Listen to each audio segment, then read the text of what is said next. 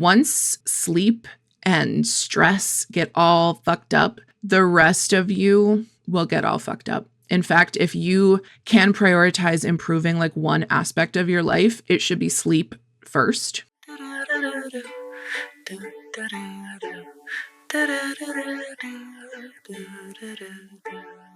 Hey friends, today I'm doing a little deep dive into the very first season of the podcast. Back when I first launched it, it was called Run Like Hell Toward Happy. And I thought, why don't we go back and see the kind of things I was talking about 5 years ago and see if I want to maybe zhuzh them up and revisit any of these topics. And first of all, yes, I'm going to revisit probably all of these topics. But very particularly, I wanted to jump into an episode I did about burnout and burnout recovery. And especially the fact that I was saying things 5 years ago that I have somehow disconnected from and maybe forgotten. And so I need to hand myself my own ass a little bit and be like, remember when you used to do stuff to prevent burnout? Remember. So first off, what's burnout? Let's talk about what burnout is. Burnout happens when our outputs, responsibilities, work, kids, balancing the budget, meal planning, cooking, all of the energy that we have to put out into the world exceed our inputs, self-care, rest, creativity, play for an extended period of time. You can kind of borrow against tomorrow's energy a few times, but eventually you're going to hit a point where you're payday loaning your own energy and you're going to get into a hole that is hard to dig out of. So borrowing from tomorrow, okay, once in a while. Borrowing from tomorrow every single day, that just means that you're running in an energy deficit forever. And that makes us tired and cranky and easy to control, according to capitalists. So fuck them, take a nap. So very particularly, these notes coming from 2021-ish. I think it was 2021. I was talking about how I went into 2020 with all these goals. I wanted to write 3 more books and launch my coaching practice and do all sorts of stuff. And then what had happened was the pandemic hit and I forgot about all those goals because suddenly life was really, really different. So just from the goal standpoint, as well as the now I have to cope with the global pandemic kind of thing and the stress that I was having at my full-time job at the time, etc. I had to look at those lists of all of my beautiful goals, which are beautiful, right? You're allowed to have as many goals and dreams and hopes as you want, but you can't do them all at the same time. So I had to be a little realistic. I had to look at them and say, okay, we got to take some stuff off the plate. Now, at the time, I wanted to keep my full-time job and build my coaching business at a safety net. But I did hit a point with my job where I was like, can't be here anymore. I gotta go. Because I was already burning out, to be perfectly honest. But the job was taking more from me than I could afford to give it if I also wanted to grow my business. And most people at this point would abandon the business. Most people would stick with the sure thing of their full-time job with benefits. Not me. I'm difficult. So I left. And also a note that it takes a lot of financial privilege to be able to leave a shitty job. Not everybody can do that. In fact, I would say most people can't.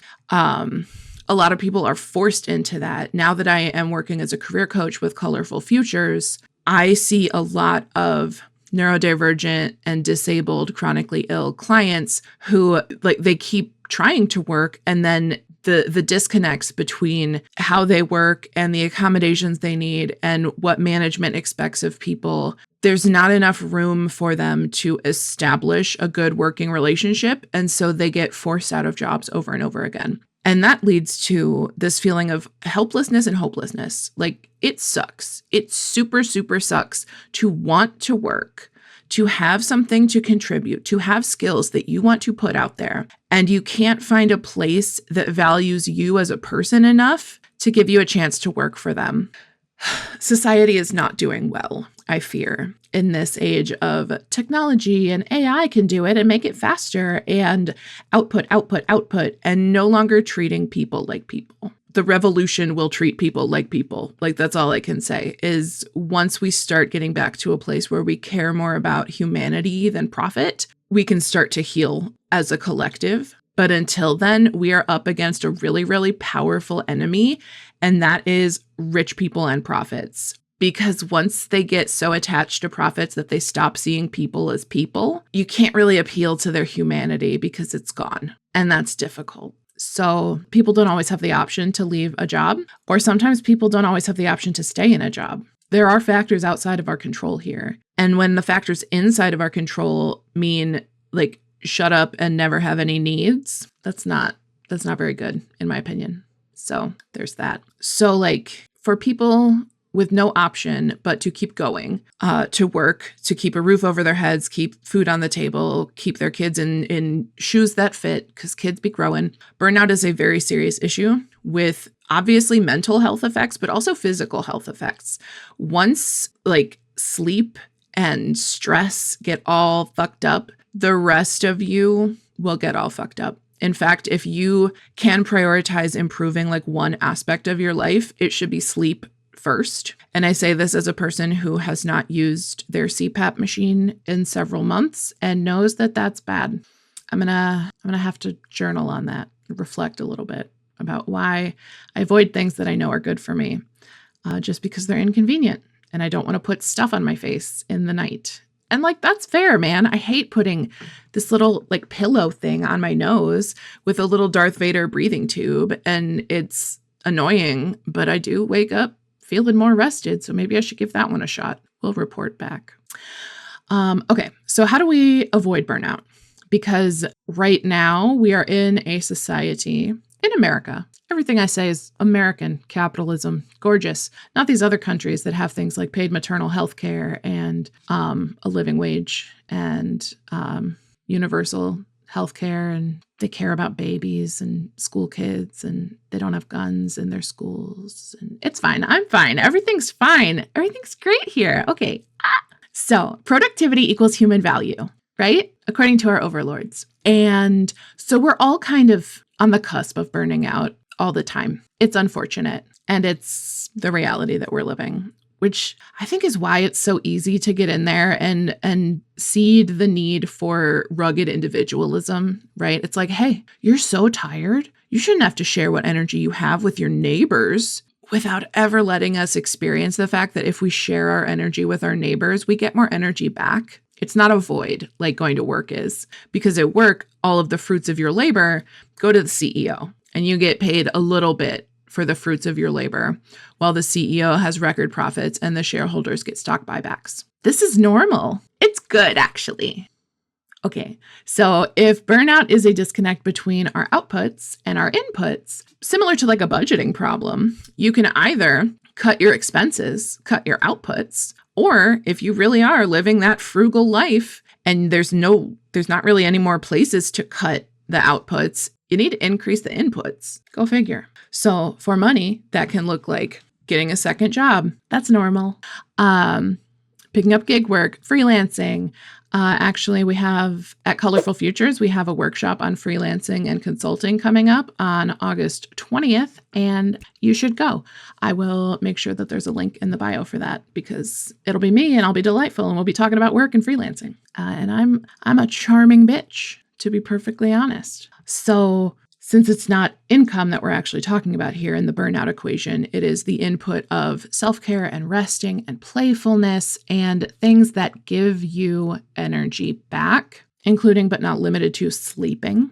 We have to start building in the infrastructure in our lives to get those inputs back. So first of all, designated resting time, like a bedtime routine, a waking up routine, so that your rest starts to become sacred. Unfortunately, a lot of us, rest is the first thing to go. Rest is something that we see as like temporarily disposable. You know, like, oh, there's just this season of working really, really hard, so I'm not going to rest as much. Okay, but like your body still needs adequate sleeping so that your cells function. It's really, really unfortunate that my autism is showing, because I'm constantly thinking of humans as animals, because we are. And I'm like, okay, so a cat doesn't get burned out, because cats rest when they're tired and cats eat when they're hungry and cats play when they need to play. But we have been trained out of following animal instincts that would allow us to be balanced between work and play and rest. And we're being drained for work all the time. People are squeezing the work out of us. And we think it's normal to forego rest and play and community and spirituality and all of our other needs. We're trained to forego inputs, honestly, in favor of more and more outputs. But eventually, those outputs are going to start crumbling. This is why neurodivergent and disabled people eventually can no longer work, because they have been forced to maintain a level of output for so long without having their input needs met. Sounds like science, right? But I'm just riffing. I'm just talking. So like, as much as it is possible, build in time to give yourself those inputs that you need. So whether that is sleeping, fun, a game night with your family, time to work on a hobby without being interrupted 40 times, time out of the house to literally just go sit and dissociate and stare at the pigeons, whatever gives you a break and fills your soul back up. What is that? Do you need to go sit in the woods? Do you need to go sit by a body of water and just listen to noises? I've started identifying birds because I'm middle-aged now. So obvious caveat, this is really hard to do as a parent, especially a single parent. So leaning on your community, maybe there's several single parents in the area and you guys can arrange to do something together. You can all take your kids out for a hike, or a couple people can volunteer to keep the kids back and entertain them while 3 or 4 moms go out and have some me time, and then you guys rotate. There are so many ways to rely on each other in community that we overlook because we're so scared of people hurting us. And yeah, it's definitely possible that people will hurt you, but the people who are already hurting you are the ruling class, the oligarchs, the billionaires, the surveillance state. Can you freaking believe it that we live in a surveillance state? So many sci-fi books told us about this. They were like, this is going to be bad when it happens. You see this? This is what unchecked fascism looks like. And we're all like, yes, I read a 5-page essay. And then we get here and we're like, I think flock cameras are good, actually. I think they're only catching bad guys. Okay. My sister's the literacy expert. It's not me. So I'm going to choose to just stay in my lane, which is to talk about burnout right now. Also, if you work multiple jobs, if you are trapped in a cycle of having to do output without time for input, it is very hard to carve out the time for those inputs that you need for the self-care, the playfulness, the whatever. And that causes burnout too. If you can get a little bit of rest, that's great. But you need more than the bare minimum. The bare minimum will keep you alive, and an adequate amount for thriving is inherently going to be more than the bare minimum. That's what bare minimum means. So a lot of burnout comes from balancing work stuff with home stuff. The nuclear family used to be able to exist on one person's salary while the other parent handles the domestic needs. That was traditionally along gender lines where men were the breadwinners and women were the homemakers and the caretakers. That's not necessarily the norm anymore. We can gender swap that. It doesn't even have to be gendered at all. There are so many types of families, right? Who cares?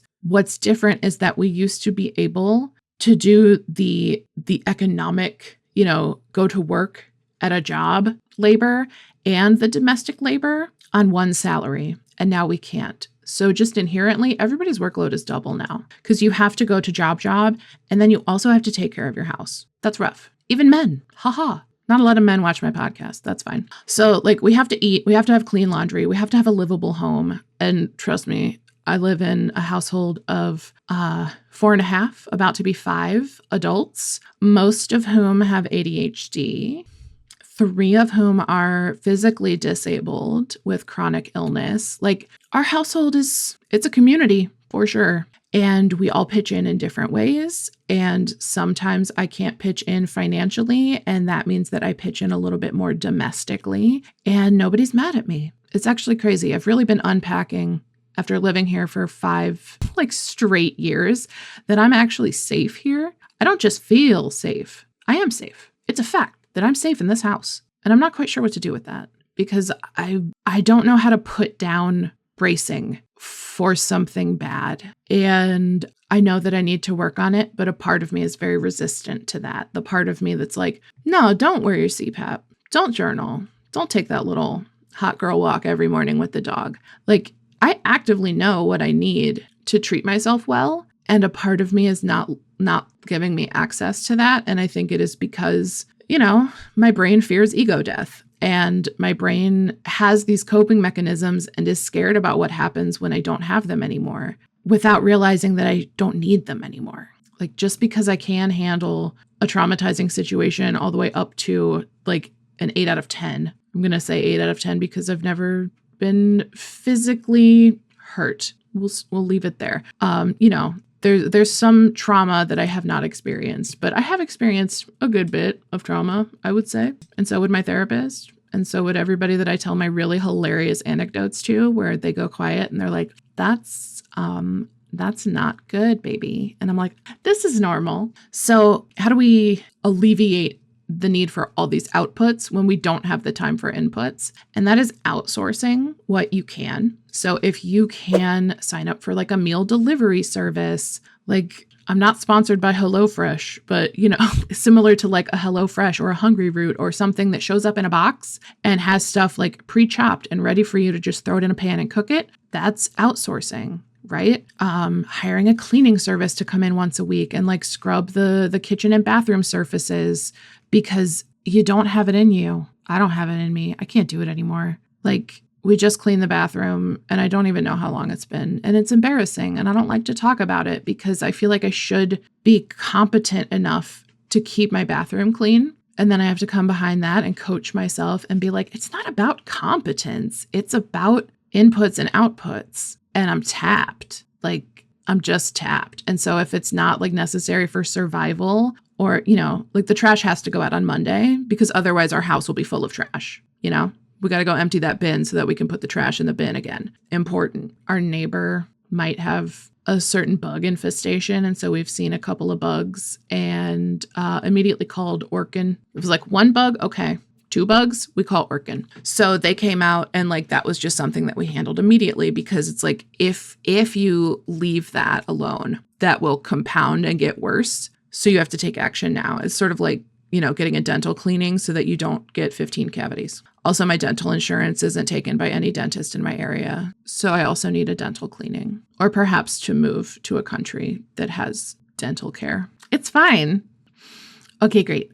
Other outsourcing ideas are like ordering your groceries. So I try to do pickup to save money and to make myself leave the house and interact with another person for 2 seconds. But sometimes we get delivery when none of us have the ability to go grocery shopping. And sometimes that happens with 5 people. It's going to happen less because our 5th person who's moving in is like, I like grocery shopping. So just give me a list and I'll go to town. And I'm like, perfect, please do. Also, make sure that the burden of domestic labor is spread evenly in your home. This does not mean that everybody has to do like an equal percentage. It means that like no one person feels like it's all on them. So whatever that means for you, whether this is engaging a spouse or partner or roommate, engaging your kids in the discussion of household labor and like daily maintenance, if you are the one doing everything in the home on top of having a job or starting a business or doing anything else beyond the domestic labor,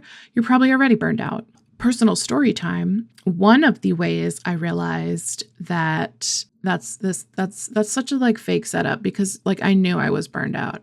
But I guess one of the ways that I tried to make my therapist understand what I was going through was that I showed up with a list of every like household activity I did, split into its smallest components.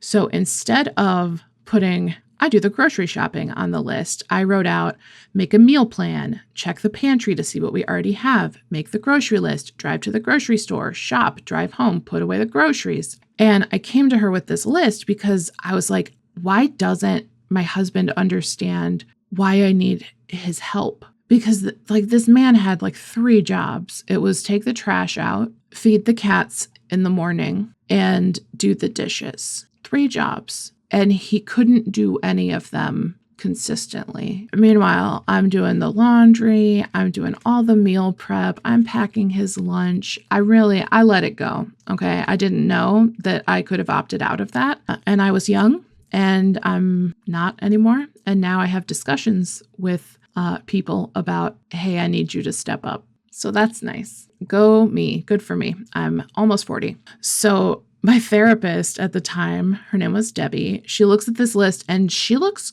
concerned. she's like, okay, so like, what's going on? Because this is weird, right? Like, we have a mental labor disparity. There's an account I follow on Threads. I absolutely fucking love her. Her name is Uppity Negress. And then she also has a Facebook page that is Uppity Negress Redux. And she coined the term labor digging, which is, like a counter to men accusing women of being gold diggers and like only after men for their money. But men are only after women for the labor that they will do. And men don't like that very much. They don't like her very much. So like women, and this is like very heteronormative, but women tend to know all of like the little things that go into a household, like the prescriptions everybody's on, the type of dog food everybody buys. Like literally as I was leaving my ex, he was like, what brand of cat food do I need to buy? And I'm like, you have looked at the bag with your eyes for years. What is wrong with you? It just never occurred to him that he should know, that he should have to retain that little crumb of information. And that really solidifies so many of the reasons that I left him, which is that he didn't have to pay attention to anything going on in his life because I was taking care of it. And part of that's on me, but most of it's on him for grooming a 23-year-old. So there's that. So if you are burned out and the household labor is spread out pretty evenly, the next step may be to reduce your standards. Maybe it doesn't have to be spotless every single week. Maybe you can do an every couple of weeks spot clean with like a monthly deep clean or something.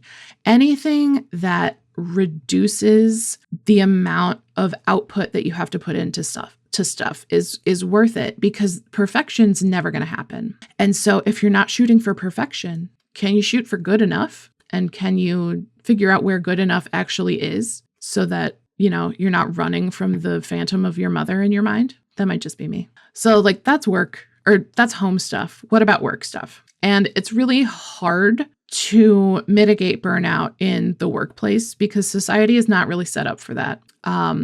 If you stand up for yourself at work, or even if disabled people ask for the accommodations they need, you may be seen as a problem, and that could put your job at risk. And this is not fair, and it is not legal, but it is what happens. And what is legality when a company has enough money to pay a fine for breaking the law? So as much as possible, you want to set and reinforce boundaries. Stick to your availability. Don't answer email in the evenings and weekends. If you have PTO booked and then they're like, we actually need to cancel your PTO and have you work because we're short-staffed. No, stand your ground. You have PTO. Take your PTO. I saw somebody else on Threads recently say that they had 22 days of PTO that they had to use by September 1st. It's August. And so everybody in the comments was like, sounds like you're going on 4 weeks vacation. Sounds like bye. And then this person's like, but I have a project that I really need to be on. And it's like, they're going to take your compensation away from you if you don't use it. And they gave you just a limited time to use this compensation. So you better use it, babe. Capitalism exploits workers. I mean, obviously, if you've been here longer than 4 seconds, capitalism exploits workers. That's how they get the capital. It's where the record profits come from, is the labor of the working class that is then hoarded by the ruling class. Awesome. Not awesome. Hate this. So the normal thing to do in a job is to start going above and beyond and to show them how valuable you are and how much you care about the company. Maybe 50 years ago, maybe 20 years ago, right? My first job, I did go above and beyond and I got rewarded. I got a raise. I was recognized for the work that I put in. 2026, you're not seeing that so much anymore. Now, if you just do your job description, that's described as called quiet quitting. Quiet quitting, because you're only doing what you are tasked to do and not going above and beyond, which means they expect you to do more than they hired you to do. That's an expectation because they are resentful when you don't do it. And this is just unspoken. It's just unspoken that you're supposed to do more than your job description says. So I'm sorry that I don't have more advice on how to cope with this, because my answer was quit my job. And that's not the best, most repeatable answer. I will say that after 5 years of self-employment, I now have a couple of part-time jobs. One is W-2, one is contract. They are paying my bills. And, I pick up a freelance project here or there that, that's tattoo money. I'm finally getting a new tattoo after years since my last one. But like the truth is that it's hard and we get trapped in these cycles with employment.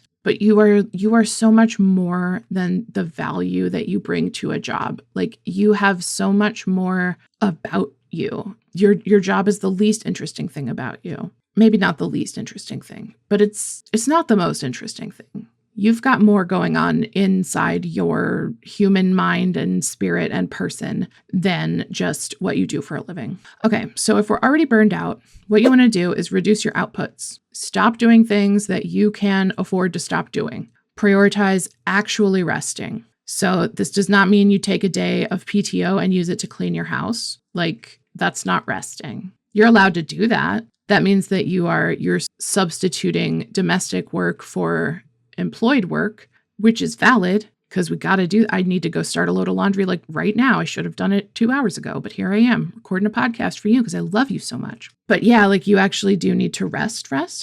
So maybe that's your homework this week is to find 20 minutes where you don't have to try and do anything else. So like when you are totally exhausted, you can't look forward to the future. You can't decide, oh, I want this dream. I want to hope. I want to build something because we're trapped in a cycle of burnout and exhaustion. So like my first step, if I'm working with clients on burnout, is to like look at the schedule and how their workload is distributed. So like evaluate the schedule, evaluate the goals, make sure it makes sense and it won't burn them out. And then we have to work on the mindset about pacing yourself sustainably. Because, oh boy, a lot of us, myself included, will get a new idea and be like, okay, so now I need to execute this perfectly within the next 2 weeks. Otherwise, it's all a waste of time. Not true. If it's worth doing slowly, sustainably, and in a direction at a pace that lets you check in. Because if you're going at breakneck speed all the time, you're headed right back into burnout.